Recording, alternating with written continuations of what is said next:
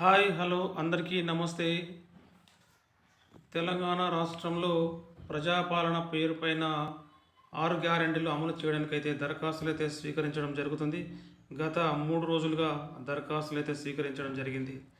ఆ 3 రోజులలో స్వీకరించిన దరఖాస్తులలో చాలామందికి చాలా రకాల డౌట్స్ అయితే వస్తున్నాయి. ఆ డౌట్స్ ఏమిటంటే, మాకు రేషన్ కార్డు లేదు కానీ ఈ ఫామ్లో అప్లై చేసుకోవచ్చా, మరి మాకు రేషన్ కార్డు లేదు మేము మహాలక్ష్మి పథకానికి ఎలిజిబులా అనేవి చాలా రకాల డౌట్స్ అయితే వస్తున్నాయి. ఆ డౌట్స్ క్లియర్ చేయడానికి అయితే ఈ వీడియో అయితే నేను చేస్తున్నాను. మొదటగా ఈ ఫామ్ ఫిలప్ చేయడానికి వచ్చేసరికి కుటుంబ వివరాలు మనం చూస్తున్నాము. దరఖాస్తుదారు వివరాలు, దరఖాస్తుదారు పేరు, ఈ పేరు అయితే మనము ఇంటి యజమాని పేరు అయితే రాస్తాము. ఎవరైతే రేషన్ కార్డులో యజమానిగా ఉంటారో ఫుడ్ సెక్యూరిటీ కార్డులో ఆ పేరు, యజమాని యొక్క పేరు అయితే రాయాలి. లేని వాళ్ళు అయినా కూడా మీరే యజమాని కాబట్టి ఆ మహిళ పేరే రాస్తే బాగుంటుంది. స్త్రీ అయితే స్త్రీ, పురుషులైతే పురుషులు, ఇతరులైతే ఇతరులు. ఈ రెండవ కాలంలో కూడా మీరు ఎవరైతే వారు టిక్ చేసుకోవాలి. థర్డ్ కాలం వచ్చేసి మీరు కమ్యూనిటీకి సంబంధించి ఎస్టీ అయితే ఎస్సీ, బీసీ అయితే బీసీ, మైనారిటీ అయితే మైనారిటీ, ఇతరులు అయితే ఇతరులు. మీరు దేనికి వర్తిస్తే దానికి మీరైతే ఈ డబ్బులో టిక్ మార్క్ అయితే చేయాలి. తర్వాత పుట్టిన తేదీ, ఈ పుట్టిన తేదీ ఆధార్ కార్డులో ఉంటుంది కాబట్టి మీరు కంపల్సరీగా ఇక్కడ రాయాల్సి ఉంటుంది. ఈ ఆధార్ నంబరు, అందరికీ ఆధార్ నంబర్లు ఉంటాయి కాబట్టి ఇంటి యజమాని యొక్క ఆధార్ నెంబర్ అయితే కంపల్సరీ ఇక్కడ మెన్షన్ చేయాలి. ఈ ration card number, ration card number ఉన్న వాళ్ళైతే ఇక్కడ రేషన్ కార్డ్ నెంబర్ అయితే మీరు రాయవలసి ఉంటుంది. లేని వాళ్ళైతే ఇక్కడ న్యూ రేషన్ కార్డ్ అని కంపల్సరీగా మెన్షన్ చేయవలసి ఉంటుంది. ఈ మీ యొక్క మొబైల్ నెంబర్ని ఇక్కడ మెన్షన్ చేయాలి. వృత్తి, మీరు అగ్రికల్చర్ చేస్తుంటే అగ్రికల్చర్, వ్యవసాయం, తర్వాత కూలీ, మీరు ఏ పని అయితే చేస్తారో మీ యొక్క వృత్తి అయితే ఇక్కడ రాయవలసి ఉంటుంది. ఇక్కడ ఫోటో అయితే ఎవరైతే అప్లికేషన్ చేస్తారో వారి యొక్క ఫోటోని ఇక్కడ పేస్ట్ చేయవలసి ఉంటుంది. ఈ కుటుంబ వివరాలు, ఈ కుటుంబ వివరాలు నింపేటప్పుడు మాత్రం ఆ యజమాని, దరఖాస్తుదారునితో సంబంధం, యజమాని పైన ఎవరైతే పేరు రాస్తామో వారి యొక్క కుటుంబ వివరాలు అయితే ఇక్కడ రాయాలి. మొదటగా వారి యొక్క భర్త పేరు, కుటుంబ యజమాని అంటే దరఖాస్తుదారునితో సంబంధం, భర్త అయితే భర్త, తండ్రి అయితే తండ్రి అనేది ఇక్కడ మెన్షన్ చేయాల్సి ఉంటుంది. ఈ లింగము, స్త్రీ అయితే స్త్రీ, పురుషులైతే పురుషులు. తర్వాత పుట్టిన తేదీ, ఆధార్ నెంబరు.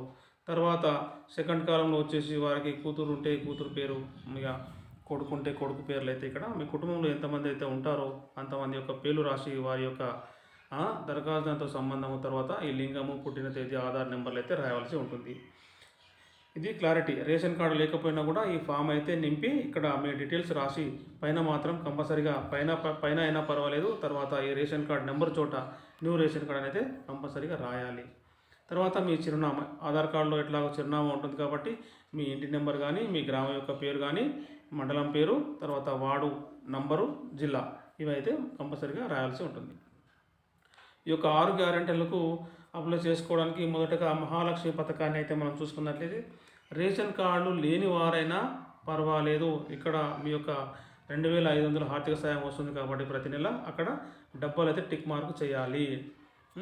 ఈ టిక్ మార్క్ చేస్తే మాకు వస్తుందా అనేది కూడా చాలామంది డౌట్ ఉంది. మీరు కొత్త రేషన్ కార్డు కోసం అయితే ఈ ఫామ్ అప్లై చేశారు, ఒకవేళ ఈ ఫామ్ కనుక మీకు అవైలబుల్లో దొరకకపోయినప్పటికీ వాళ్ళు ఓన్లీ రేషన్ కార్డు ఉన్న వాళ్ళకి ఫామ్ ఇచ్చినట్లయితే మీరు జిరాక్స్ కూడా ఒక కాపీ ఉన్నా కూడా మీరు ఆ ఫామ్ తీసుకొని నింపేసి డీటెయిల్స్ అన్ని నింపి సబ్మిట్ చేయవలసి అయితే ఉంటుంది. తర్వాత గ్యాస్ కనెక్షన్ నెంబర్కి అయితే టిక్ చేయాలి. మీ గ్యాస్ కనెక్షన్ నెంబర్ అయితే ఇక్కడ రాయాల్సి ఉంటుంది. సరఫరా చేస్తున్న కంపెనీ పేరు అంటే హెచ్పి అయితే హెచ్పి, మీరు ఇండియన్ అయితే ఇండియన్, మీరు ఏ కంపెనీ యొక్క గ్యాస్ వాడుతున్నారో ఆ కంపెనీ పేరు అయితే ఇక్కడ రాయాలి. తర్వాత సంవత్సరానికి మీరు వినియోగిస్తున్న సిలిండర్ల సంఖ్య అయితే కొంతమంది 6 వాడతారు, కొంతమంది 8, కొంతమంది 10, మీరు ఎన్ని అయితే వాడతారో అని అయితే ఇక్కడ రాయాల్సి ఉంటుంది. ఇదైతే క్లియర్. ఈ రైతు భరోసా పథకం అయితే ఇంతకుముందు చేసిన వాళ్ళు మళ్ళీ అప్లై చేసుకోవద్దని కూడా చెప్పడం జరిగింది మొన్న. కాకపోతే గత 3 రోజుల నుంచి కొత్త వారు కూడా అప్లై చేశారు, మరియు పాత వారు కూడా అప్లై చేశారు కాబట్టి మీరు ఈ రైతు దగ్గర టిక్ చేసి మీ యొక్క పాస్బుక్ నెంబర్లను అయితే ఇక్కడ రాసి మీ యొక్క సాగు చేస్తున్న విస్తీర్ణం కూడా ఇక్కడ సర్వే నెంబర్ మరియు మీ యొక్క ఎకరాలను రాసి అయితే మీరైతే సబ్మిట్ చేయండి. మీకు ఎటువంటి భూమి లేదనుకుంటే మాత్రమే ఈ వ్యవసాయ కూలీలకు ఏటా 12,000 డబ్బాలు మాత్రం టిక్ చేసి మీకు జాబ్ కార్డు ఉంటే జాబ్ కార్డు రాయండి, జాబ్ కార్డు లేకపోతే డాష్ అని పెట్టండి. చాలామందికి పట్టణాల్లో నివసించే వారికి అయితే జాబ్ కార్డు ఉండదు కాబట్టి వాళ్ళు డాష్ అయితే పెడతారు. ఈ ఇందిరమ్మ ఇళ్ళ పథకానికి వచ్చేసరికి మీకు ఇల్లు లేనట్లయితే ఈ ఇంటి నిర్మాణానికి ఆర్థిక సాయం కోసం ఈ డబ్బులు అయితే రెడ్ మార్క్ చేయండి, టిక్ మార్క్ చేసి పెట్టండి. తర్వాత అమరవీరులు మరియు ఉద్యమకారులకైతే ఇది ఎవరైతే అమరవీరులు ఉన్నారో వాళ్ళకి పూర్తి వివరాలు వాళ్ళ దగ్గర ఉంటాయి కాబట్టి వాళ్ళు ఏ సంవత్సరంలో అమరుడయ్యిండో, తర్వాత వాళ్ళ ఎఫ్ఐఆర్ నెంబర్ ఏంటి, డెత్ సర్టిఫికేట్ అవన్నీ వాళ్ళ దగ్గర ఉంటాయి కాబట్టి వాళ్ళైతే ఫిల్ చేస్తారు. ఎవరైతే ఉంటే మాత్రమే ఇది ఫిల్ చేసుకోండి. ఈ గృహజ్యోతి పథకానికి వచ్చేసరికి మీకు 200 యూనిట్లు ఉచిత విద్యుత్ రావాలంటే ఇది కూడా చాలామందికి రకరకాల డౌట్స్ అయితే ఉన్నాయి. మేము గ్రామంలో ఉమ్మడి ఫ్యామిలీ మా అమ్మ పేరు మీదనే ఈ యొక్క మీటర్ అయితే ఉంది, ఆమె పేరు మీద మేము ఆల్రెడీ ఫామ్లో నింపినాము, అప్లై చేసినాము. తర్వాత మేమైతే పక్క టౌన్లో నివసిస్తున్నాము, మరి మాకు కూడా అక్కడ వర్తించదా, అక్కడ మీటర్ కనెక్షన్ ఉంది కదా, అది రాయొచ్చా అనేది కూడా చాలామందికి అయితే డౌట్స్ ఉన్నాయి.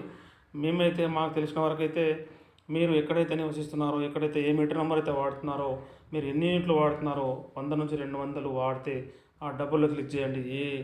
0 నుంచి 100 యూనిట్లు వాడితే ఆ డబ్బులు క్లిక్ చేయండి. మీ యొక్క మీటర్ నెంబర్ అంటే మీ యొక్క సర్వీస్ నెంబర్ అని ఉంటుంది, మీ బిల్లులో వస్తుంది సర్వీస్ నెంబర్ అని ఉంటుంది, ఎస్ నెంబర్ అని ఉంటుంది. ఆ సర్వీస్ నెంబర్ అయితే ఇక్కడ మీరైతే కంపల్సరీ రాయండి.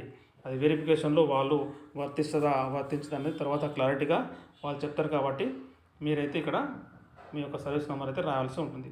ఈ చేయూత పథకానికి వచ్చేసరికి ఇదివరకే వస్తున్నవారు అప్లికేషన్ చేసుకునే అవసరం లేదు. చాలామంది వచ్చినా కూడా మళ్ళీ రాస్తూ ఉన్నారు.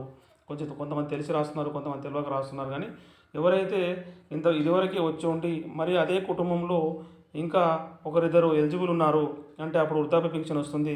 తర్వాత ఇప్పుడు ఆ కుటుంబంలో ఒక వితంతు ఉంది, ఆ వితంతు అప్లై చేసుకోవచ్చు, 2 అయినా కూడా ఇవ్వడానికి వీలుంది. ఒకే కుటుంబంలో 2 వృద్ధాప్య పెన్షన్ అయితే రావని చెప్పడం జరిగింది. ఒక వికలాంగులు ఒక వితంతు ఉన్న వస్తుంది, తర్వాత ఒక వృద్ధాప్య ఒక చేనేత కార్మికుడు లేదంటే పైలేరియా బాధితులు ఉంటే కూడా అట్లా 2 వచ్చే అవకాశం ఉంది. కాబట్టి మీరు దీంట్లో ఏ దానికైతే మీరు ఎలిజిబుల్ ఉంటారో ఆ డబ్బులు అయితే మీరు క్లిక్ చేసి ఫామ్ అయితే సబ్మిట్ చేయాల్సి ఉంటుంది. తర్వాత జతపరచవలసిన ప్రతులు ఏవైతే ఉన్నాయో ఇంటి యజమాని యొక్క ఆధార్ కార్డు జిరాక్స్ ప్రతి, తర్వాత తెల్ల రేషన్ కార్డు అనేది మీరు కంపల్సరీగా జిరాక్స్ అయితే దీనికి సబ్మిట్ చేయాల్సి ఉంటుంది. ఒకవేళ కొత్త రేషన్ కార్డు కోసం అప్లై చేసుకున్న వాళ్ళైతే మీ యొక్క కుటుంబ వివరాలు అందరి మీద ఈ డబ్బులో మీరు అందరూ మెన్షన్ చేసి ఉంటారు కాబట్టి మీ యొక్క పిల్లల యొక్క ఆధార్ కార్డులు కూడా మీరు జత చేస్తే మంచిది. మీ కుటుంబం యొక్క నలుగురు ఉంటే నలుగురు యొక్క ఆధార్ కార్డులు జత చేసి మీరైతే ఈ ఫామ్ని అయితే సబ్మిట్ చేయాల్సి ఉంటుంది. తర్వాత ఈ సంతకము లేదా వేలిముద్ర దగ్గర మీ పేరు రాసి ఏ రోజు అయితే మీరు గ్రామ సభలో సబ్మిట్ చేస్తున్నారో ఆ యొక్క డేట్ రాసి ఇక్కడైతే మీరు సంతకం చేయాల్సి అయితే ఉంటుంది. ఇవన్నీ ఇచ్చిన తర్వాత ప్రజాపాలన దరఖాస్తు రసీదు అయితే ఇది అధికారులు నింపేసి మీకు అయితే ఇది చింపేసి మీకు ఈ రసీదు ఇస్తారు. మీ పేరు, మీ యొక్క తండ్రి పేరు కానీ భర్త పేరు కానీ ఎవరైతే వాళ్ళు ఉంటే వారి యొక్క పేరు రాసి మీరు ఏ పథకానికి మీరు అప్లై చేసుకున్నారో మహాలక్ష్మి అన్నిటికీ అప్లై చేసుకుంటే అన్నిటికీ కూడా డబ్బులలో వాళ్ళు రైట్ మార్క్ అయితే టిక్ చేసేసి వారి యొక్క అధికారి యొక్క సంతకము వారి పేరు హోదా ముద్ర వేసి అయితే మీకు ఈ రసీదుని అయితే చింపి మీకైతే సబ్మిట్ చేయడం జరుగుతుంది.